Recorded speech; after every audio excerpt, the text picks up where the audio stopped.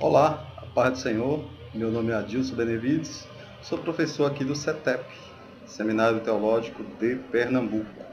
Você pode curtir a nossa página no Face, o nosso grupo, né?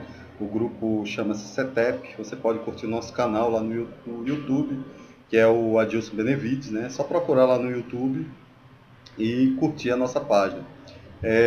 Hoje eu queria falar também a respeito de outro assunto muito interessante, mas esse assunto calcado na história, né, mais recente da igreja.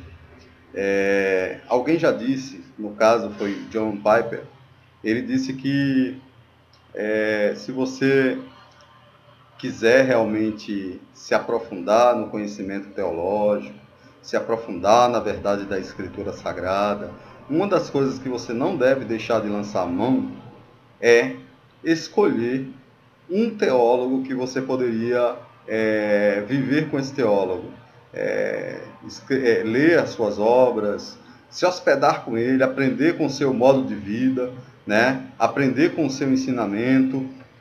E no caso de Piper, ele escolheu Jonathan Edwards, né? O grande teólogo reformado norte-americano.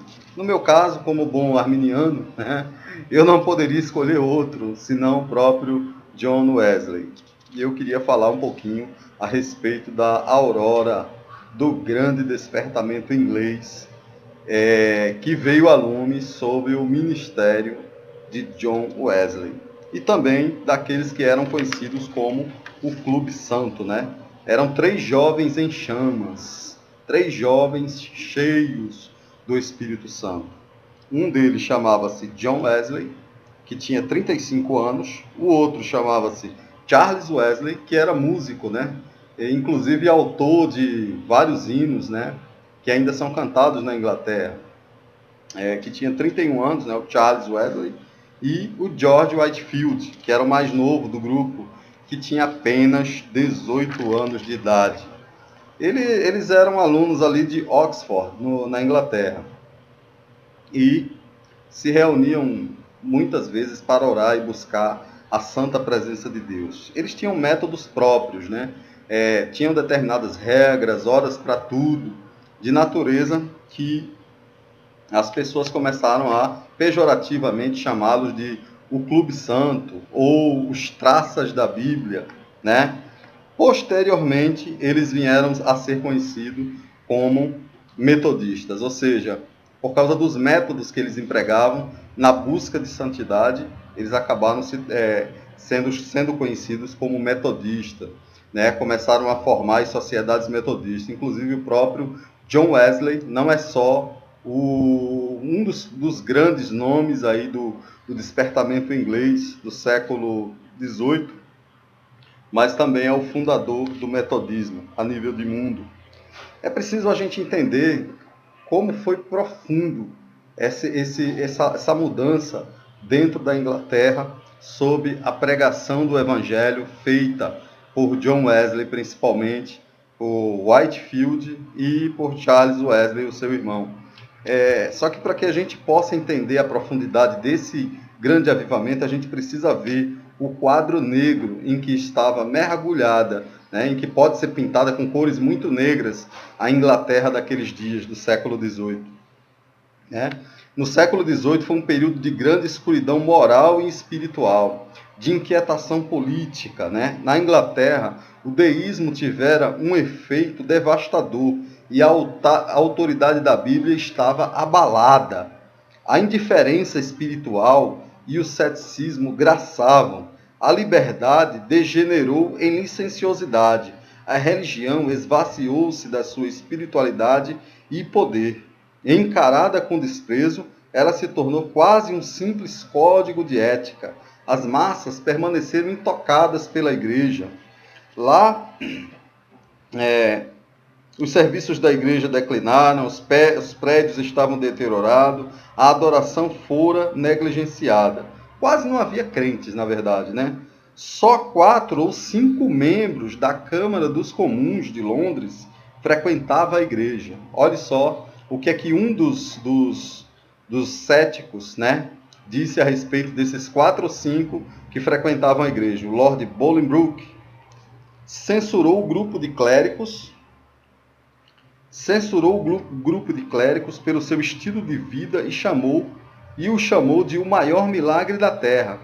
O fato de o cristianismo ainda estar sobrevivendo, embora entregue a mãos de homens pouco cristãos, né? Os líderes estavam dormindo, né? Eles geralmente moravam muito longe das suas paróquias, das suas dioceses e não visitavam o povo. Eles não davam assistência nenhuma, mas recebiam os bons proventos da função que o Estado lhes conferia. No caso, era a Igreja Anglicana, chamada Igreja da Inglaterra. Poucas cidades tinham qualquer tipo de força policial. Multidões saqueavam, pilhavam em Londres, em Birmingham, queimavam casas, abrindo portas das prisões e aterrorizando o povo. A pena de morte também era uma coisa muito praticada lá, né? Cerca de 160 atos foram declarados como sujeitos à morte sem o benefício do clero. As prisões estavam lotadas, escuras, sujas, imundas, o ar impregnado de odores de esgotos abertos que corriam através das celas. Não havia roupa de cama, a água era insuficiente, o único alimento dos prisioneiros fornecido era um pão de 2 pence, né? 2 pence. Pence era a moedinha, os cents do shilling, que era a moeda da época, né? 2 pence a cada pessoa por dia. Muitos dos prisioneiros morriam nas celas escuras e imundas. Foi em prisões desse tipo que Wesley e os seus membros do seu grupo começaram a ministrar no início do período de reavivamento. Então, a partir dali de 1730 por diante, né, até pelos idos de 1750, um grande avivamento espiritual varreu toda a Inglaterra pelo ministério dos Wesley. Inclusive, eles fizeram viagem aos Estados Unidos, tinham dúvidas a respeito da salvação pela fé, já que a salvação pela fé, a justificação pela fé, já não estava mais sendo pregada pelos clérigos da época. As pessoas não criam mais nas doutrinas da reforma, não ouviam a respeito dela. E o Wesley próprio, ele não tinha certeza da sua própria salvação, né? Foi um contato com um grupo de morávios, né, que eram cristãos alemães, quando eles estavam indo para a região dos Estados Unidos, que era colônia inglesa na época, que ele teve contato com os morávios e acabou descobrindo a justiça que vem da fé. Aquilo transformou completamente a vida de Wesley e dos Wesleys. E a partir dali eles começaram a pregar a respeito da salvação pela fé. E isso revolucionou toda a Inglaterra. A definição de avivamento que eles tinham não é a de pessoas pulando, dançando, falando em línguas estranhas, caindo ao chão, apesar de que em algumas reuniões, principalmente daquilo que ficou conhecido como o Pentecoste metodista, algumas pessoas até caíam ao chão, sentindo o poder de Deus, né? Houve esse tipo de ação, né, do Espírito sobre eles. Mas não é aquela dancinha, aquele arrasta-pé todo que hoje os pentecostais falam e fazem nas igrejas. O avivamento verdadeiro, o avivamento provido pela mensagem pregada do Evangelho, era aquele que salvava os pecadores. Os pecadores ouviam o Evangelho, choravam, tocados pelo Espírito Santo, e iam a Cristo. Não existe avivamento maior do que este. Inclusive, a França, que fora varrida pela Revolução Francesa em 1789, fora quase destruída, né? Hoje você pode observar a história, você não vê uma revolução inglesa, a não ser a Revolução Industrial. Não existe uma revolução como a Revolução Francesa, porque no período da Revolução Francesa, quando se deveria ter uma Revolução Inglesa, a Inglaterra estava permeada pela pregação do Evangelho. As pessoas haviam largado a bebida, as pessoas haviam largado o ócio, largado o mundo e estavam agora servindo a Deus na igreja. A inauguração do reavivamento, né? Isso pelos idos do ano de 1739, né? Cerca das 3 da manhã, quando estávamos orando, o poder de Deus caiu tremendamente sobre nós, a tal ponto que muitos gritaram de alegria e outros caíram no chão, vencidos pelo poder de Deus.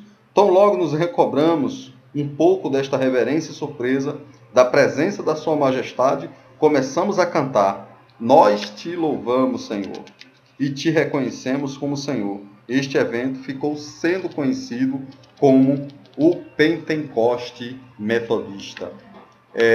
Eu queria pensar um pouco agora na situação atual da Igreja Evangélica Brasileira e queria pensar um pouco com você, refletir, olhar para trás e ver como Wesley pregava, como Charles Wesley pregava, como Whitefield pregava, com tanta santidade, com tanto poder, com tanta unção e com tanto conteúdo de Cristo, que faz os nossos pregadores hoje corarem de vergonha.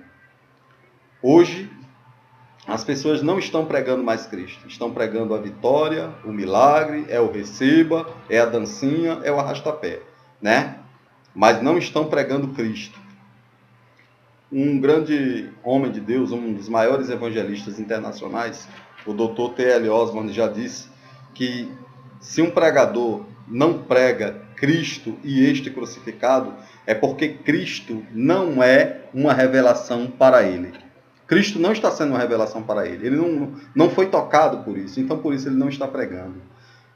Que Deus tenha misericórdia de nós, que Deus nos ajude a olhar para trás e ver na história da igreja estes grandes homens de Deus e andar nos seus passos. Amém? Que Deus nos abençoe, em nome do Senhor Jesus.